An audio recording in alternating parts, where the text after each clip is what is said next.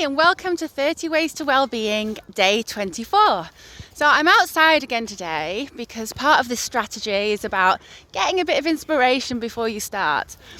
So the idea today is about writing a poem, so poetry.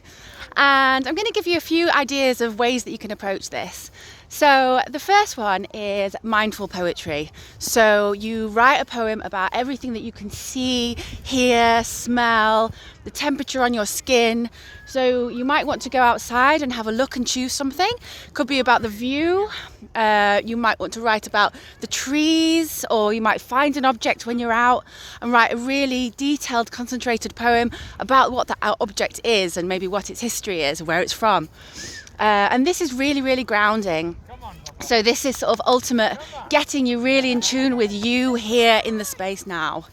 So the second idea of a poem is a little bit more self-indulgent, and self-indulgent is often seen as a bad phrase, but sometimes we really need to recognize what we're feeling and allow ourselves a bit of time to wallow in that.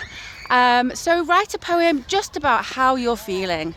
And you might start and just see again where the pen takes you.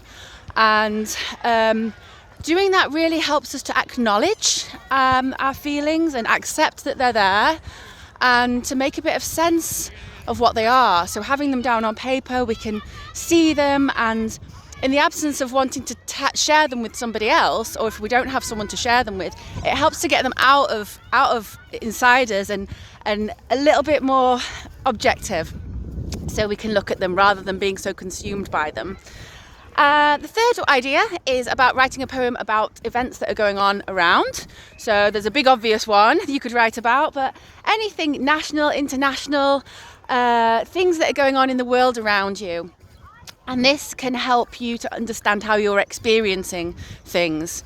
So it can help you to just, again, like I say, once you start writing, you might be surprised what comes up, and you can just really see how you're experiencing things in the world. And that gives you an element of control as well, because you might not be able to control the events, but you can control your reflection on those and how you decide to view them and view yourself in relation to these.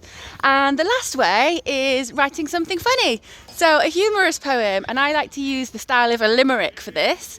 And I think even my serious poems often end up having a bit of humour in them, because perhaps that's the way that my tendency towards managing things is being a bit playful and adding a bit of humour, a bit of irony. So a limerick, you could write a limerick for somebody else. So, for example, I was just thinking before doing this recording, and one could be, there once was a girl called Sue who didn't know what to do. So she ran a quick bath, but she started to laugh and then slipped and fell right down the loo.